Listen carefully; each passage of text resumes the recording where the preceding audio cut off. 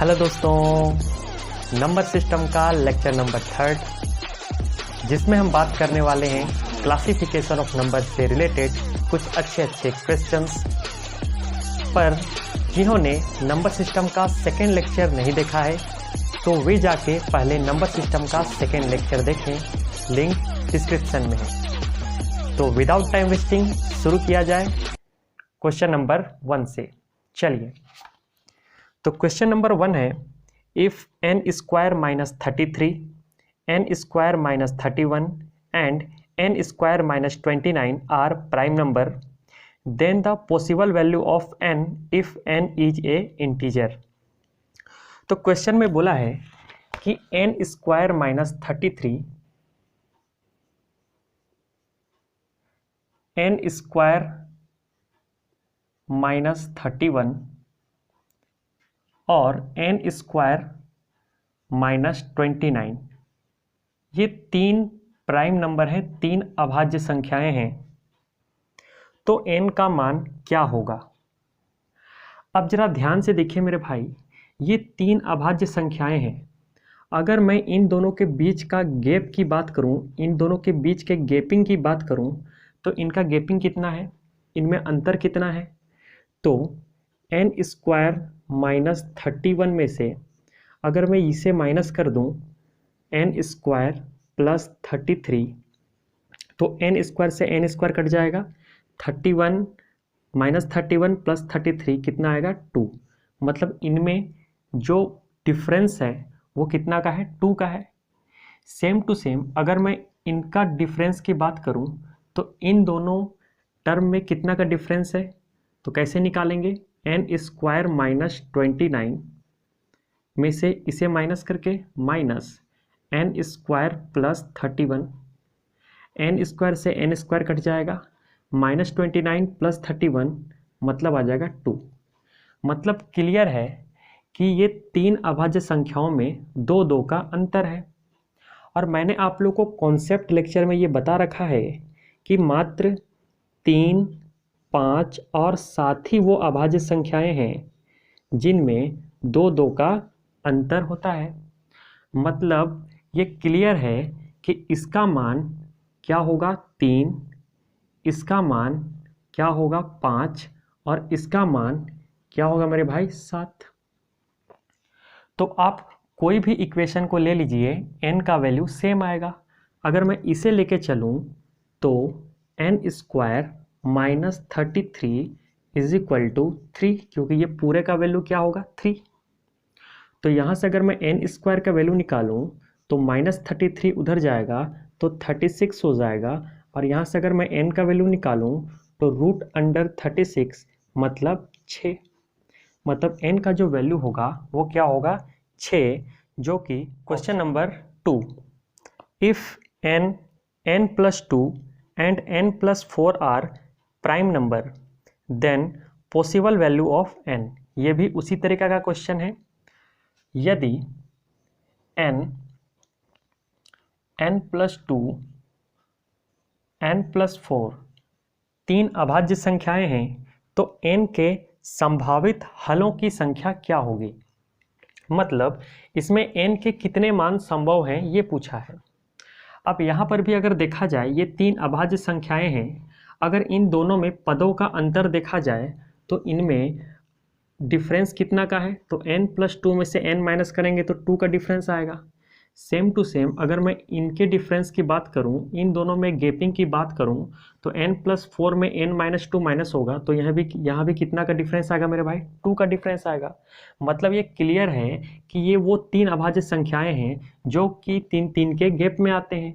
और मैंने आपको बता रखा है कि मात्र 3, 5 और साथ ही वो अभाज्य संख्याएं हैं जो 2 के गैप में आते हैं। इसका मतलब ये क्लियर है कि n का मान 3 होगा और n प्लस 2 का मान 5 होगा और n प्लस 4 का मान कितना होगा? 7 होगा। बट हमें सवाल में पूछा है कि n के कितने मान संभव हैं। तो यहाँ पर से क्लियर है कि n का मान एक ही संभव है जो कि है 3। तो n के कितने मान संभव हैं? 1। बट आप लोग को ये कन्फ्यूजन हो सकता है कि सर अगर मैं n के जगह में 5 लूँ तो अगर आप n के जगह में 5 लीजिएगा मेरे भाई तो यहाँ पे क्या आ जाएगा, ये तो बनेगा 5, लेकिन यहाँ पे 5 रखिएगा तो 5 + 2 कितना हो जाएगा 7, ये भी अभाज्य संख्या है। बट यहाँ पर अगर आप 5 रखिएगा तो 5 + 4 क्या हो जाएगा 9, लेकिन 9 तो है अभाज्य संख्या नहीं होता, 9 तो भाज्य संख्या होता है, तो ये कंडीशन सेटिस्फाइड नहीं होगा। इसी तरीक़ा से अगर आप n के जगह में 7 रखिएगा तो ये बन जाएगा 7 + 2 9, ये भाज्य संख्या बन जाएगा। बट क्वेश्चन के अकॉर्डिंग ये तीनों क्या होना चाहिए, अभाज्य संख्या होना चाहिए। इसका मतलब ये हुआ कि n का मान 7 भी संभव नहीं है, n का मान 5 भी संभव नहीं है, n का मान एक ही संभव है और वो क्या है 3। तो इसका सही आंसर होगा 1, क्योंकि सवाल में आपसे n का वैल्यू ना पूछ के n के मानों की संख्या पूछी है, n के कितने मान है, तो n के केवल एक ही मान संभव है। बोलिए समझ में आया। चलिए question number 3, find the value of n if n square minus 14n plus 24 is a prime number. Question में बोला है कि n का मान क्या होगा जब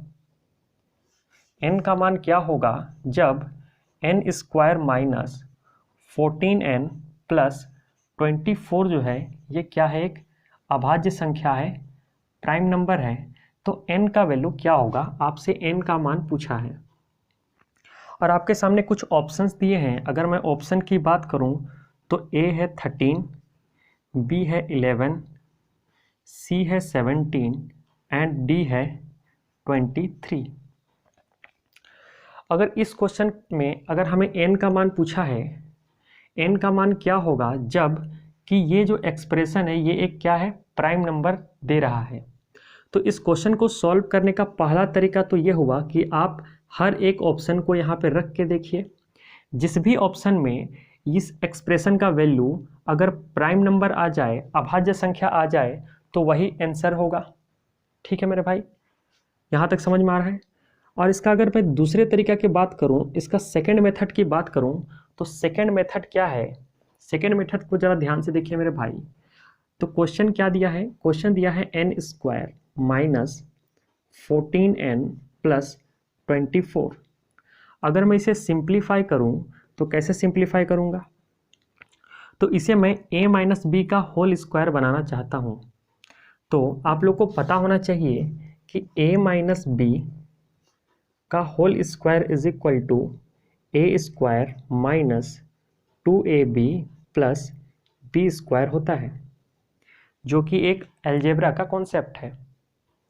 इसी तरीक़ा से अगर मैं इसे सॉल्व करना चाहूँ तो कैसे सॉल्व करूँगा मेरे भाई, तो यहाँ पे ज़रा ध्यान से देखिए, n स्क्वायर माइनस 14 को क्या मैं 2 × 7 × n लिख सकता हूँ, 2ab, 7 दूना 14n हो गया, कोई फ़र्क नहीं पड़ेगा। अब यहाँ पे ज़रा ध्यान से देखिए, ये तो हो गया a, n क्या है a है। अगर मैं b की बात करूँ तो b कौन सा बनेगा, 7 बनेगा।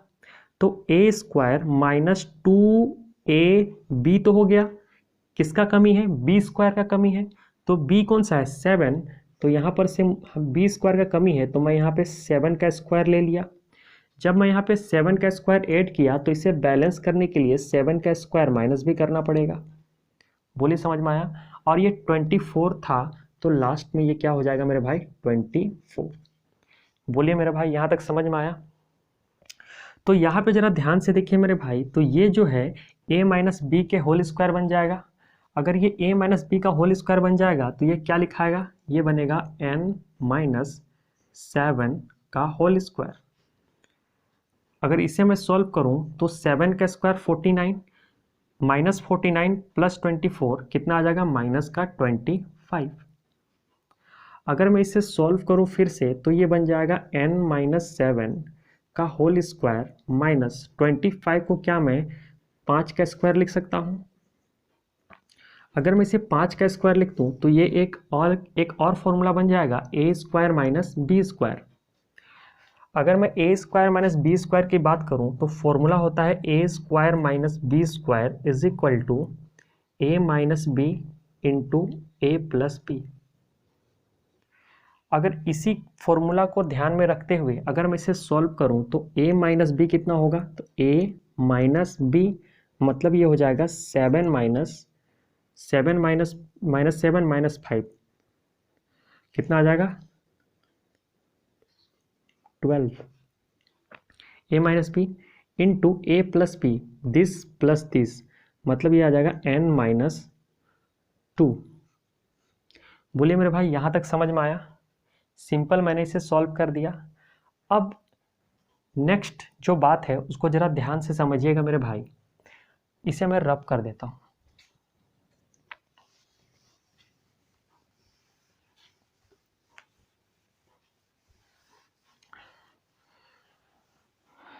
इस चीज़ को ज़रा ध्यान से देखिएगा, ये बहुत ज़्यादा इम्पोर्टेंट है। क्वेश्चन के अकॉर्डिंग हम इसे सिंप्लीफाई करके ये ले आए। चूँकि क्वेश्चन में क्लियर कट बोला है कि ये जो है ये एक प्राइम नंबर है, हालांकि हम इसे ही सॉल्व करके ये लाए हैं, तो ये हमेशा एक क्या बनेगा, ये एक हमेशा प्राइम नंबर होगा, अभाज्य संख्या होगा, प्राइम नंबर होगा, अभाज्य संख्या होगा। अब ज़रा हम आपको कुछ कॉन्सेप्ट बताना चाहते हैं। अगर मैं आपसे पूछूं कि 5 × 7 क्या ये प्राइम नंबर है, तो आप बोलिएगा नहीं, ये एक प्राइम नंबर नहीं है। क्यों?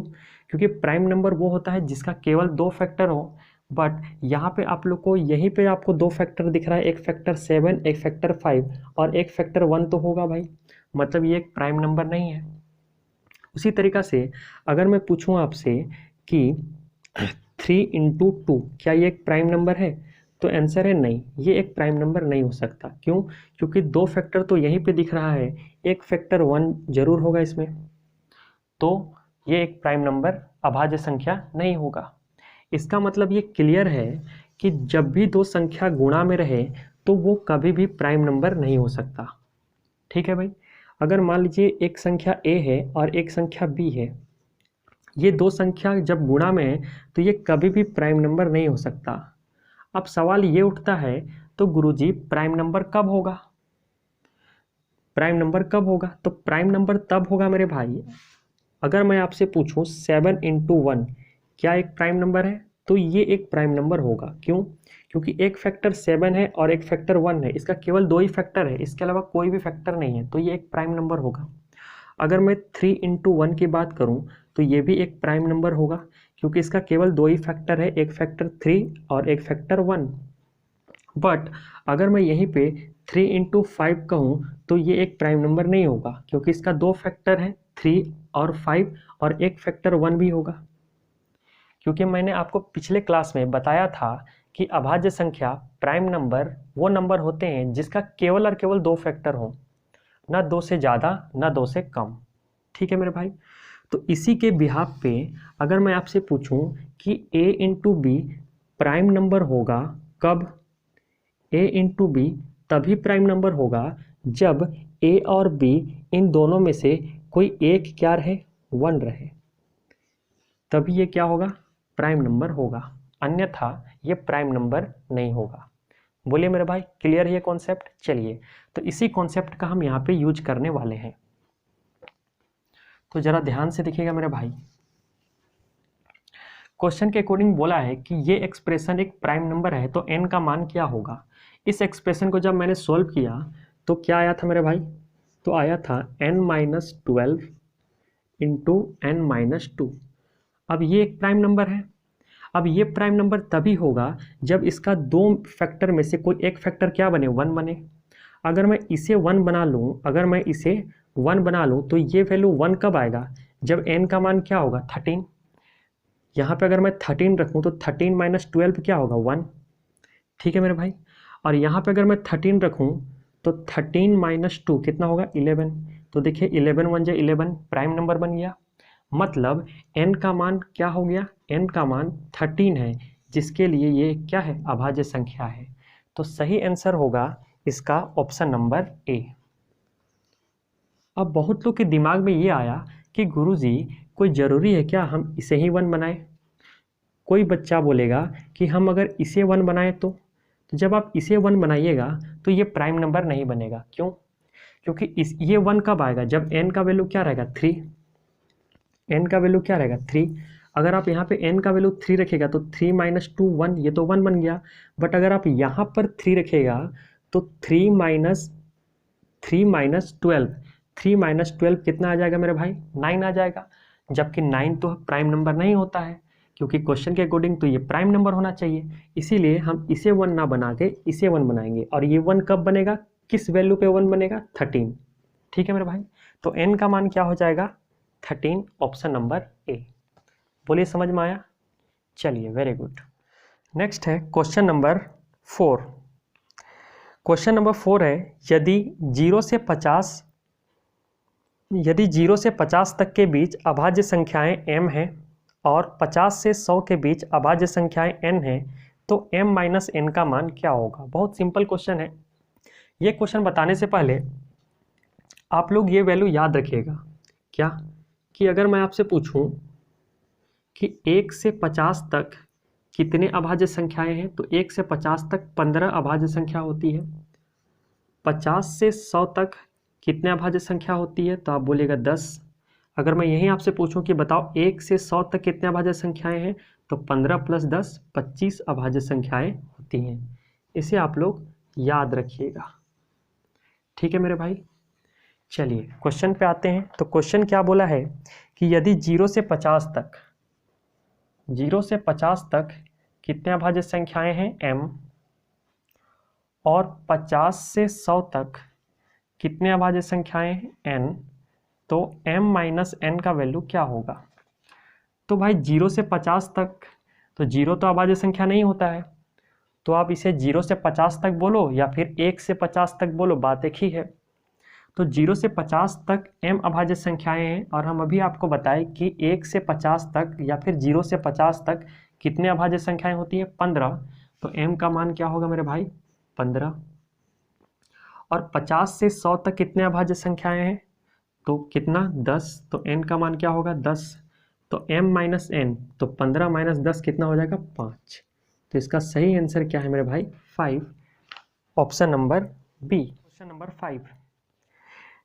क्वेश्चन बोला है, प्रत्येक अभाज्य संख्याओं को 3k + 1 के रूप में लिखा जा सकता है और इसको 6m + 1 के रूप में भी लिख सकते हैं यदि k और m एक पूर्णांक हो। तो बताना है आपको दिए गए ऑप्शन में से कौन सा ऑप्शन सही होगा।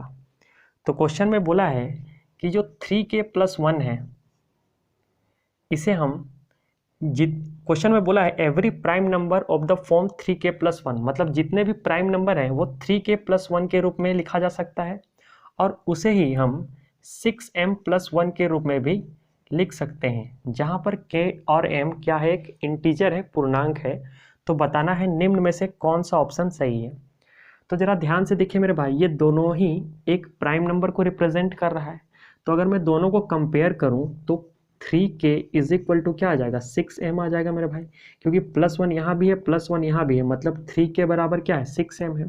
अगर मैं यहाँ से k का वैल्यू निकालूं तो 3 × 2 = 6, मतलब k का वैल्यू क्या आ जाएगा मेरे भाई? 2m। k का वैल्यू क्या आ जाएगा? 2m।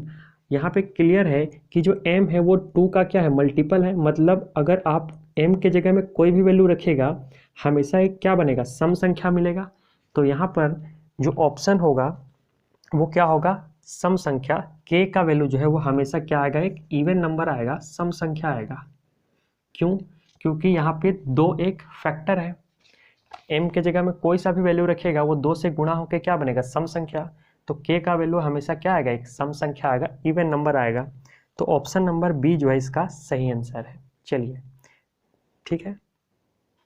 x, y और z अभाज्य संख्याएं हैं तथा x + y + z 38 है, तो x का अधिकतम मान क्या होगा? ध्यान से देखिए मेरे भाई, x + y + z = 38 है, और x, y, z जो है ये 3 अभाज्य संख्याएं हैं, तो x का अधिकतम मान पूछा है आपसे। तो इस क्वेश्चन को कैसे करेंगे? तो यहाँ पे जरा ध्यान से देखिए, ये 3 अभाज्य संख्याएं हैं और तीनों का जो जोड़ है वो क्या है? 38 है, और 38 क्या होता है? एक इवन नंबर होता है, सम संख्या होता है। अब सवाल ये उठता है कि ये इवन नंबर आया कैसे? तो मैं आपको अभाज्य संख्या में बताया था कि अभाज्य संख्या अगर 2 को छोड़ दिया जाए तो जितने भी अभाज्य संख्याएं हैं वो सारे के सारे विषम संख्या होती है। तो अगर मैं इसे भी ऑड नंबर लूँ, इसे भी ऑड नंबर लूँ और इसे भी अगर ओड नंबर लूँ तो क्या होगा, तो ओड प्लस ओड क्या आता है, इवन आता है। इन दोनों को जोड़ूंगा तो क्या आएगा, इवन आएगा। और इवन में ओड, इवन प्लस ओड क्या बनेगा मेरे भाई, ओड बनेगा। इवन प्लस ओड क्या बनेगा, ओड। मतलब अगर मैं तीनों को विषम संख्या लूं तो विषम संख्या में विषम संख्या को जोड़ने पे सम संख्या आता है, सम संख्या में विषम संख्या को जोड़ेंगे तो क्या आएगा, विषम संख्या आएगा। बट ये है क्या, सम संख्या। मतलब क्लियर ये हुआ कि ये तीनों विषम संख्या तो नहीं है, ये तीनों विषम संख्या तो नहीं है, क्योंकि तीनों का जोड़ क्या आना चाहिए, सम।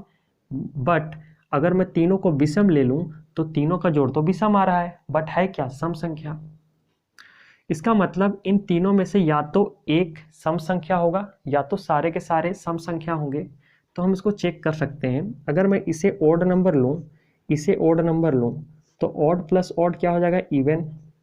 बट हमें क्या बनाना है, इवन बनाना है। मतलब 100% जेड का जो वैल्यू है उसे हमें क्या लेना पड़ेगा, इवन लेना पड़ेगा। तो odd plus odd even, even plus even क्या आ जाएगा मेरे भाई, इवन। और ध्यान से देखिए ये इवन नंबर है, इसका मतलब ये हुआ कि जेड का मान क्या होगा, इवन नंबर। और आप लोग को अच्छी तरीके से पता है कि इवन नंबर में प्राइम नंबर मात्र एक ही वैल्यू होता है और वो क्या होता है मेरे भाई, 2 होता है। तो इसका मतलब ये हो गया कि जेड का मान जो होगा वो 2 होगा। जब अगर जेड का मान 2 होगा तो अगर मैं आपसे पूछूं कि x प्लस वाई का वैल्यू क्या होगा, तो ये 2 उधर जाएगा तो 38 माइनस 2 कितना आ जाएगा, 36 आ जाएगा। बोलिए भाई समझ में आया। हमें x का अधिकतम मान चाहिए, तो ये दोनों को जोड़ने पे 36 आ रहा है। अगर आपको x को अधिकतम करना है तो y को मिनिमम करना होगा। और ये भी ध्यान रखना है कि y का मान हम क्या रखेंगे, अभाज्य संख्या, क्योंकि दोनों अभाज्य संख्या है। तो हमें x का मान अगर अधिकतम रखना है तो y को हमको क्या रखना पड़ेगा, मिनिमम। तो y को हम क्या रख सकते हैं, तो y को आप रख सकते हो 2, y को 2 रख सकते हो भाई। अगर आप y को 2 रखोगे तो x का मान क्या आ जाएगा, अगर मैं यहाँ y ले लूँ, यहाँ पे x ले लूँ, तो अगर y को अगर आप 2 ले लोगे तो x का मान क्या हो जाएगा, 36 माइनस 2 कितना आ जाएगा, 36 माइनस 2 आ जाएगा 34। बल्कि 34 तो एक प्राइम नंबर नहीं होता है, तो ये नहीं होगा। अगर आप x के जगह में क्या रखो, 3, अगर आप x के जगह में 3 रखोगे तो x के जगह में जब 3 रखोगे तो 36 माइनस 3 कितना आएगा, 33। बट यहाँ पे x क्या होना चाहिए, प्राइम नंबर होना चाहिए, तो x का मान 33 प्राइम नंबर नहीं होता है। तो अगला वैल्यू क्या रखोगे, 4 तो नहीं रख सकते, क्या रखेंगे, 5। अगर आप y के जगह में 5 रखोगे तो 36 माइनस 5 क्या आ जाएगा मेरे भाई, 31। और 31 क्या होता है, एक प्राइम नंबर होता है। तो इसका मतलब ये क्लियर हुआ कि जो x का मैक्सिमम वैल्यू है, x का जो मैक्सिमम वैल्यू है वो क्या आ जाएगा मेरे भाई, 31 आ जाएगा, 31 आ जाएगा। तो जो आंसर है इसका वो आंसर होगा ऑप्शन नंबर सी। चलिए question number 7, which of the following statement is true. First statement दिया है 2 इज ए प्राइम नंबर, तो ये एकदम सही बात है। सेकेंड स्टेटमेंट दिया है 4 इज ए कंपोजिट नंबर, 4 जो है एक अभाज्य संख्या है, तो ये भी एक सही है। क्यों, क्योंकि अब आपको बताए थे प्राइम नंबर वो नंबर होते हैं जिसके केवल और केवल 2 फैक्टर हैं। तो अगर मैं 2 का फैक्टर की बात करूँ तो 2 के मात्र 2 ही फैक्टर हैं, 1 और खुद 2। और अगर मैं 4 की बात करूँ, 4 क्या बोला है, 4 एक भाज्य संख्या है, कंपोजिट नंबर है। कंपोजिट नंबर वो नंबर होता है जिसका 2 से अधिक फैक्टर हो। तो अगर मैं 4 के फैक्टर की बात करूँ तो 4 का 2 से अधिक फैक्टर होगा, कौन सा, 1, 2 और खुद 4। तो ये क्या होगा, कंपोजिट नंबर होगा, और ये क्या होगा, प्राइम नंबर होगा। तो दोनों ही स्टेटमेंट इसका सही है, option number C is a right answer. तो बात समझ में आया मेरे भाई। नेक्स्ट है क्वेश्चन नंबर 8। क्वेश्चन नंबर 8 में क्या बोला है, the largest 2 digit prime number is. बोला है सबसे बड़ी 2 अंकों वाली अभाज्य संख्या कौन सी है। तो अगर मैं आपसे बात करूं, अभाज्य संख्या को अगर थोड़ा देर के लिए छोड़ दिया जाए, तो अगर मैं आपसे बात करूं कि बताइए 2 अंकों की सबसे बड़ी संख्या कौन सी होगी, तो आप बोलेंगे सर 99। तो यहीं से स्टार्ट कर लेते हैं। 99 अभाज्य संख्या है क्या, नहीं, 99 अभाज्य संख्या नहीं है, क्योंकि 99 का 2 से ज़्यादा फैक्टर होगा। ठीक है भाई, क्योंकि 33 भी होगा, खुद 99 भी होगा और 1 भी होगा, ज़्यादा फैक्टर हो गया, तो 99 तो नहीं होगा। 99 से नीचे जाएंगे तो 98, तो 98 के अगर मैं फैक्टर की बात करूँ तो इसका भी 2 से ज़्यादा गुणनखंड होगा। क्यों? क्योंकि 2 से भी कटेगा, 98 से भी कटेगा, 1 से भी कटेगा और भी वैल्यू से कटेगा। तो 98 भी अभाज्य संख्या नहीं होगा। तो अभाज्य संख्या कौन सा होगा? 97। 97 जो है ये अभाज्य संख्या होगा, क्योंकि 97 का केवल और केवल 2 ही फैक्टर है, 1 और खुद 97। इसके अलावा किसी के टेबल में 97 नहीं आता है। तो इसका जो सही आंसर होगा वो होगा option number D. Question number 10, यदि ए बी सी डी भिन्न भिन्न अभाज्य संख्याएं हैं तथा जिनमें एक सबसे छोटी अभाज्य संख्या है, तो a into B into C into D का मान क्या होगा? बहुत आसान सवाल है, ध्यान से देखिए भाई मेरे भाई। a into B into C into D का मान पूछा है, जहाँ a b c d जो है अलग अलग अभाज्य संख्या है और इनमें से एक जो है वो सबसे छोटी अभाज्य संख्या है। तो सबसे छोटी अभाज्य संख्या तो 2 होती है मेरे भाई, तो आप किसी को भी 2 ले लें। अगर मैं इसे 2 ले लूँ तो इसका जो वैल्यू आएगा, अगर मैं इसे 2 ले लूँ तो क्या बनेगा मेरे भाई? 2 into B into C into D होगा। अब यहाँ पे क्लियर है कि ये जो भी, मेरा कहने का मतलब ये है कि आपसे a into B into C into D का मान पूछा है और ये चारों अभाज्य संख्या है, अलग अलग अभाज्य संख्या है, और इनमें से ये बोल दिया है कि इनमें से कोई एक जो है वो सबसे छोटी अभाज्य संख्या है। तो अगर आप किसी को भी वैल्यू, तो सबसे छोटी अभाज्य संख्या जो होती है वो 2 होती है। कितनी होती है? 2। तो आप किसी का वैल्यू भी अगर आप 2 रख लें, मान लें हम a का वैल्यू 2 रख लें, तो क्या आ जाएगा? 2 into B into C into D हो जाएगा। अब यहाँ पे क्लियर है कि जो भी a into B into C into D का जो वैल्यू होगा उसमें से 2 तो गुणा में जरूर है। अब जब भी 2 गुणा में रहेगा तो ये हमेशा क्या बनेगा? ये हमेशा क्या बनेगा? इवन नंबर बनेगा, एक सम संख्या बनेगा। क्योंकि हम आप लोगों को सम संख्या में बताए थे, वो संख्या जो 2 से पूरा पूरा कट जाए सम संख्या कहलाता है। अब यहाँ पे 2 एक गुणनखंड पहले से मौजूद है, मतलब ये 100% 2 से कटेगा, मतलब ये क्या बनेगा? एक सम संख्या बनेगा। तो इसका जो सही आंसर है वो होगा बी, इवन नंबर।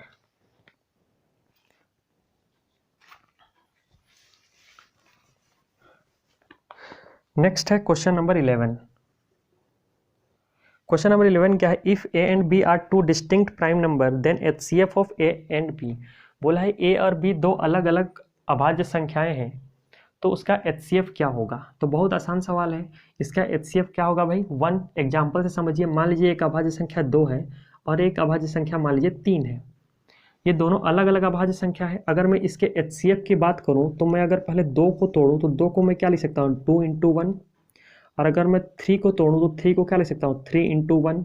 इसमें एक के अलावा कुछ भी कॉमन नहीं है, तो इसका जो HCF होगा वो क्या होगा मेरे भाई? 1 होगा, 1। उसी तरीक़ा से सवाल में बोला है कि a और b 2 अलग अलग अभाज्य संख्याएं हैं, तो 2 अलग अलग अभाज्य संख्याएं हैं तो इनमें एक के अलावा कुछ भी कॉमन नहीं होगा, मतलब इसका जो HCF है वो क्या आएगा मेरे भाई? 1 आएगा, 1। तो इसका सही answer, many prime numbers are less than 50। तो भाई ये तो अभी बताए 50 से कम कितने अभाज्य संख्या है? तो 15। नेक्स्ट क्वेश्चन, क्वेश्चन नंबर 14, यदि a b c d e 5 अभाज्य संख्याएं हैं जहां a b c, a बड़ा है b से, b बड़ा है c से, c बड़ा है d से और d बड़ा है e से, और a plus b plus c plus d plus e का मान 306 है, तो a क्यूब प्लस 2a का मान बताइए। बहुत आसान सवाल है, ध्यान से देखिए।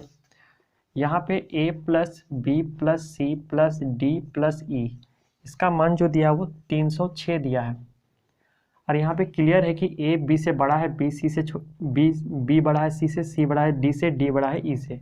ठीक मेरे भाई, अब जरा ध्यान से देखिए मेरे भाई, यहाँ पे भी वही कॉन्सेप्ट लगेगा। तीनों अगर अभाज्य संख्या है तो तीनों का योग क्या आ रहा है? एक इवन नंबर आ रहा है, एक सम संख्या आ रहा है।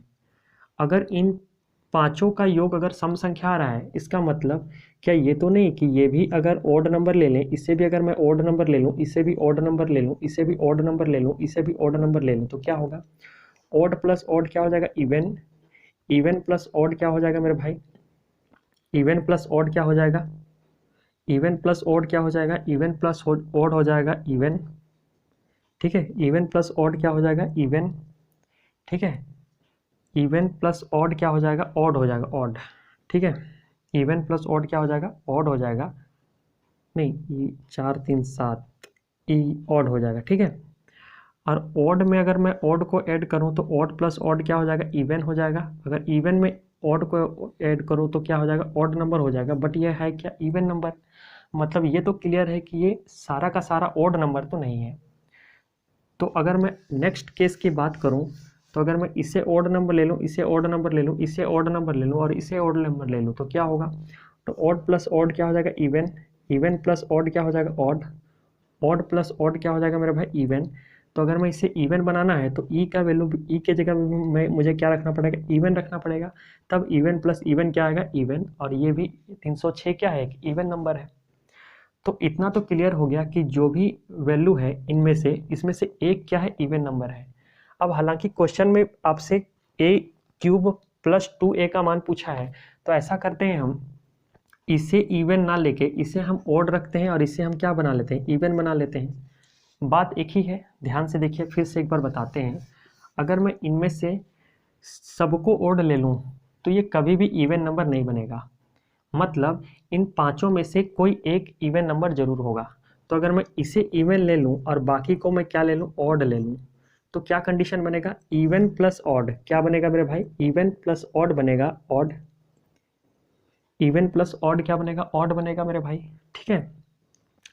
ऑड प्लस ऑड क्या बनेगा, इवन बनेगा, इवन प्लस ऑड क्या बनेगा, ऑड बनेगा, ऑड प्लस ऑड क्या बनेगा मेरे भाई, इवन, और इवन ही इसका सही है, इक्वल है, ठीक है। मतलब कंडीशन सेटिस्फाई हो गया, मतलब इस पांचों में से एक वैल्यू क्या है, इवन नंबर है। और हम जानते हैं अभाज्य संख्या में केवल एक ही इवन नंबर होता है, क्या होता है, 2। मतलब यहाँ से क्लियर ए का वैल्यू क्या आ गया मेरे भाई, 2 आ गया। और आपसे किसका वैल्यू पूछा है, ए क्यूब प्लस 2a का वैल्यू पूछा है, मतलब a के जगह में अगर मैं 2 रखूँ तो 2 का क्यूब कितना हो जाएगा, 8 प्लस 2 2 जा 4, 8 प्लस 4 12। तो इसका सही आंसर क्या हो जाएगा मेरे भाई, 12, ऑप्शन नंबर डी। अब क्वेश्चन में बोला है, if the sum of 3 prime number is 100 and one number is 36 more than other number, then one of the number is. तो क्वेश्चन में बोला है कि 3 अभाज्य संख्याओं का योग 100 है। तो मान लेते हैं x, y, z 3 अभाज्य संख्या हैं, तीनों का योग कितना है, 100 है। मतलब ये भी एक क्या है, इवन नंबर है, इवन नंबर है मेरे भाई, इवन नंबर है। तो अगर इवन नंबर है तो कंडीशन क्या होगा, अगर मैं इसे ऑड ले लूँ, इसे ऑड ले लूँ, तो ऑड प्लस ऑड क्या हो जाएगा मेरे भाई, ऑड प्लस ऑड क्या हो जाएगा, इवन। हमें फाइनल इवन बनाना है, तो इवन बनाने के लिए हम इसे भी क्या लेना पड़ेगा, इसे हमें इवन लेना पड़ेगा, तब इवन प्लस इवन क्या बनेगा, इवन बनेगा, कंडीशन सेटिस्फाइड हो जाएगा। इसका मतलब ये हुआ कि हमें जेड को इवन लेना पड़ेगा, और जेड को जब अगर मैं इवन लूँ तो प्राइम नंबर में केवल एक ही इवन नंबर होता है, और वो क्या होता है मेरे भाई, 2। मतलब जेड का वैल्यू क्या आ गया, 2 हो गया। तो अगर मैं यहाँ से एक्स प्लस वाई का वैल्यू निकालूँ तो कितना हो जाएगा, 98, 2 उधर गया, कितना हो जाएगा, 98। अब अगर क्वेश्चन में आगे पढ़ूँ तो क्वेश्चन में बोला है कि एक नंबर जो है वो दूसरे से 36 ज़्यादा है, one number is 36 more than other. तो मान लेते हैं x जो है एक नंबर है वो y से 36 क्या है, ज़्यादा है, ठीक है मेरे भाई। तो अगर मैं इस कंडीशन को यहाँ पे अप्लाई करूँ तो x के जगह में क्या रख सकते हैं, y प्लस 36। तो x के जगह में रखेंगे y प्लस 36 प्लस ये y हो गया इज इक्वल टू 98। तो यहाँ से अगर मैं सॉल्व करूँ y प्लस वाई कितना हो जाएगा मेरे भाई, 2y इज इक्वल टू 36 उधर जाएगा तो कितना आ जाएगा, 6 और 2 8, 3 और 6 62 हो जाएगा। तो यहाँ से अगर मैं y का वैल्यू निकालूँ तो 2 3 जा 6, 2 1 जा 2, तो y का वैल्यू कितना आ जाएगा मेरे भाई, 31। y का वैल्यू कितना आ जाएगा, 31। तो क्वेश्चन में बोला है वन नंबर इज, तो 31 हो जाएगा। तो अगर y का वैल्यू 31 हो जाएगा तो तीनों अगर प्राइम नंबर की बात करूं तो y का वैल्यू तो आ गया 31। अगर मैं आपसे x का वैल्यू पूछूं तो x का वैल्यू कितना आ जाएगा, यहाँ पे 31 रख दीजिए। तो अगर आप यहाँ पे 31 रख दीजिएगा तो कितना आ जाएगा, 6 और 1 7, 3 और 3 6, 67 हो जाएगा दूसरा नंबर। और थर्ड नंबर जो z है वो तो ऑलरेडी आप मान चुके हो 2। तो तीनों नंबर क्या हो जाएगा, ये हो जाएगा 31, 67 एंड 2। बट अगर मैं इसके ऑप्शन की बात करूं तो इसका जो ऑप्शन दिया गया है, ऑप्शन दिया है 17, बी ऑप्शन है 29, सी ऑप्शन है 43 एंड डी ऑप्शन है नन। तो हम देख रहे हैं कि इनमें से कोई भी ऑप्शन मैच नहीं कर रहा है, इसका मतलब इसका आंसर क्या होगा, नन। देखिए, if n is a positive integer then root n is, अगर n कोई पॉजिटिव इंटीजर है, पॉजिटिव इंटीजर, तो रूट n का वैल्यू क्या होगा? तो रूट n का वैल्यू क्या होगा? तो ऑप्शन दिया है ऑलवेज ए पॉजिटिव इंटीजर, तो कोई ज़रूरी नहीं है पॉजिटिव इंटीजर ही रहे। सेकंड है ऑलवेज ए रेशनल नंबर, नहीं इरेशनल नंबर भी हो सकता है। अगर n के जगह में 2 रख दें तो रूट 2 तो इरेशनल नंबर होता है। ऑलवेज ए इरेशनल नंबर, कोई जरूरी नहीं है। अगर n के जगह में मैं 4 रख दूँ तो रूट 4 का वैल्यू क्या होता है? 2, तो ये तो रेशनल नंबर हो जाएगा। तो D option either positive integer और इरेशनल नंबर, तो इसका जो सही आंसर है मेरे भाई वो डी ऑप्शन सही होगा, आइदर पॉजिटिव इंटीजर और इरेशनल नंबर। ठीक है मेरे भाई। नेक्स्ट क्वेश्चन देखिए, विच of the following statement is correct? First statement क्या है? Every natural number is a real number, प्रत्येक प्राकृतिक संख्या एक वास्तविक संख्या होती है। तो every natural number is a real number, तो ये स्टेटमेंट बिल्कुल सही है, every natural number is a real number. दूसरे स्टेटमेंट की अगर बात करें तो every real number is A irrational number, सभी वास्तविक संख्या इरेशनल नंबर होती है, नहीं गलत है, इरेशनल नंबर भी हो सकती है। अगर थर्ड स्टेटमेंट की बात करूं तो every integer is a real number, प्रत्येक पूर्णांक एक वास्तविक संख्या होती है, ये सही बात है। अगर फोर्थ स्टेटमेंट की बात करूं तो every rational number is a real number, प्रत्येक परिमेय संख्या एक वास्तविक संख्या होती है, तो ये स्टेटमेंट भी बिल्कुल सही है। तो इसका जो सही आंसर होगा वो option number. Question number 18, consider the following statement. तो फर्स्ट स्टेटमेंट क्या दिया है? Every integer is a rational number, प्रत्येक पूर्णांक एक परिमेय संख्या होती है, प्रत्येक पूर्णांक एक परिमेय संख्या होती है, कोई ज़रूरी नहीं है प्रत्येक पूर्णांक एक परिमेय संख्या, सॉरी क्वेश्चन में बोला है कि प्रत्येक पूर्णांक एक परिमेय संख्या होती है, बिल्कुल सही है, जितने भी पूर्णांक है वो परिमेय संख्या होती है, उसे हम p बाई क्यू के रूप में लिख सकते हैं। सेकेंड है every rational number is a real number, second statement क्या बोला है कि प्रत्येक परिमेय संख्या एक वास्तविक संख्या होती है, बिल्कुल सही बात है। थर्ड स्टेटमेंट की अगर बात करूं तो every composite number is a natural number, प्रत्येक अभाज्य संख्या एक प्राकृतिक संख्या होती है, ये भी बिल्कुल सही स्टेटमेंट है, ये भी बिल्कुल सही स्टेटमेंट है, प्रत्येक अभाज्य संख्या एक प्राकृतिक संख्या होती है। थर्ड है every whole number is a natural number, सभी पूर्ण संख्या एक प्राकृतिक संख्या होती है, ये गलत स्टेटमेंट है, ये स्टेटमेंट सही नहीं है। क्यों? क्योंकि जो पूर्ण संख्या होती है वो 0 से स्टार्ट होती है, 0 1 2 3 एंड सो ऑन, और जो प्राकृतिक संख्या होती है वो 1 से स्टार्ट होती है। बट यहाँ पे अगर देखा जाए तो क्वेश्चन में बोला है कि क्या प्रत्येक पूर्ण संख्या एक प्राकृतिक संख्या है? नहीं, क्योंकि 0 पूर्ण संख्या में एक 0 भी आता है, 0 तो पूर्ण संख्या है बट प्राकृतिक संख्या नहीं है, तो इसका स्टेटमेंट 4 जो है वो गलत हो जाएगा। तो इसका सही आंसर क्या है? Option number C. Which of the following is correct? तो फर्स्ट स्टेटमेंट क्या बोला है मेरे भाई? फर्स्ट स्टेटमेंट बोला है decimal expansion of a rational number is terminating, परिमेय संख्या का जो दशमलव रूप है वो शांत दशमलव है, टर्मिनेटिंग डेसिमल है। तो मैंने आपको पिछले कॉन्सेप्ट लेक्चर में बताया था कि जो रेशनल नंबर होते हैं वो टर्मिनेटिंग डेसिमल तो होते ही हैं, साथ में नॉन टर्मिनेटिंग का रिपीटिंग डेसिमल भी रेशनल नंबर होते हैं, तो ये स्टेटमेंट गलत है।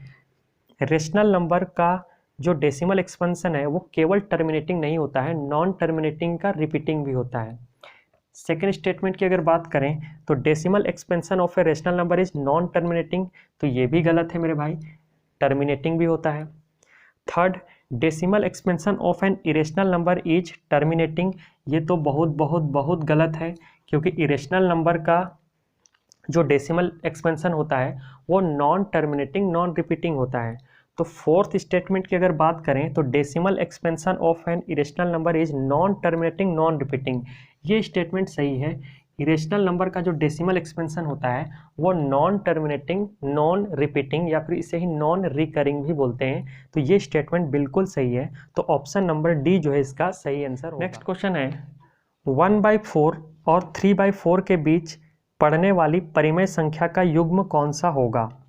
तो क्वेश्चन में बोला है इसका जो ऑप्शन है, इसका ऑप्शन क्या है? ऑप्शन है 262/1000 और 752/1000। बी ऑप्शन की बात करूं तो 24/100 और 74/100। सी ऑप्शन में दिया है 9/40 और 31/40। और जो डी ऑप्शन है मेरे भाई वो दिया है 252/1000 और 748/1000। अब क्वेश्चन में बोला है कि बताइए निम्न में से कौन सा ऑप्शन 1/4 और 3/4 के बीच में पड़ने वाले परिमेय संख्या है। तो 1/4 और 3/4 के बीच में निम्न में से कौन सा परिमेय संख्या पड़ेगा, कौन सा परिमेय संख्या आएगा। तो इसको सॉल्व करने के लिए आप लोग को हर ऑप्शन में बारी बारी से जाना होगा। इस प्रॉब्लम को सॉल्व करने के लिए आप लोग को क्या करना पड़ेगा, बेस को सेम करना पड़ेगा। तो जरा ध्यान से देखिए, यहाँ पर बेस कितना है मेरे भाई, 1000 है। हमें इससे भी 1000 बनाना पड़ेगा। इसे 1000 बनाने के लिए क्या करते हैं, अगर मैं यहाँ पर 250 का मल्टीप्लाई कर दूँ तो ऊपर भी 250 का मल्टीप्लाई करना पड़ेगा। तो ये कितना आ जाएगा, सेम टू सेम 3/4 है। तो अगर मैं यहाँ 250 का मल्टीप्लाई कर दूँ तो ऊपर भी 250 का मल्टीप्लाई करना पड़ेगा। तो कितना आ जाएगा मेरे भाई, ये 250 बटे 250 चौके 1000 आ गया।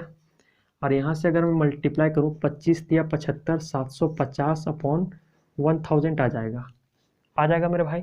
तो इस ऑप्शन में अगर देखा जाए तो ये जो है 250 से स्टार्ट हो रहा है और 750 में ख़त्म हो रहा है। तो 250 से स्टार्ट हो रहा है 750 में ख़त्म हो रहा है, तो ये तो कवर हो जाएगा। लेकिन ये कवर नहीं हो पाएगा क्योंकि ये 750 तक ही गया है, लेकिन ये तो 752 आगे बढ़ जाएगा। तो ये गलत ऑप्शन है, ये इन दोनों के बीच में नहीं आएगा। ठीक है मेरे भाई। अगर मैं इसका बात करूं, अगर मैं ध्यान से देखिए, अगर मैं इसे बात करूं तो हमें नीचे कितना बनाना है, 100 बनाना है।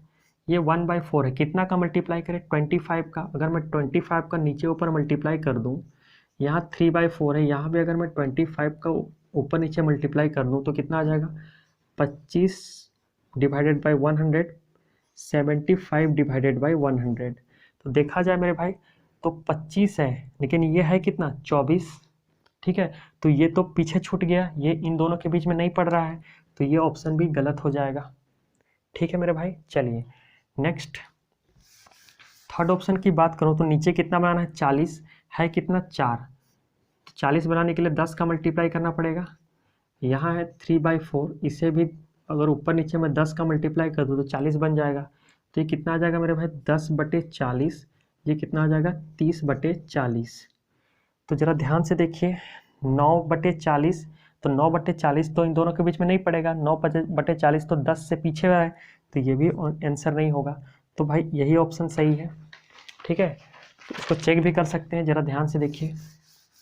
यहाँ कितना है, 1000 बनाना है, तो क्या करेंगे, 1/4 है, तो इसमें कितना का मल्टीप्लाई करेंगे, 250 का मल्टीप्लाई कर दें ऊपर नीचे। यहाँ है 3/4, तो यहाँ भी अगर मैं 250 का मल्टीप्लाई कर दूँ तो कितना आ जाएगा मेरे भाई, तो यहाँ पे आ जाएगा 250/250 चौके 1000, और यहाँ पे आ जाएगा 750 बट्टे कितना आ जाएगा, 1000। तो यहाँ पे ज़रा ध्यान से देखो, 252 जो है इसके बीच में पड़ेगा, 250, 251, 252 आगे बीच में, 748, 750 से पीछे आएंगे तो 749, उससे पीछे आएंगे तो 748, मतलब ये जो है इन दोनों के बीच में पड़ रहा है। ठीक है, तो ये आपका सारा का सारा क्वेश्चन कवर हो गया है। तो पढ़ते रहिए। Thank you very much, bye bye, good night, take care, जय हिंद।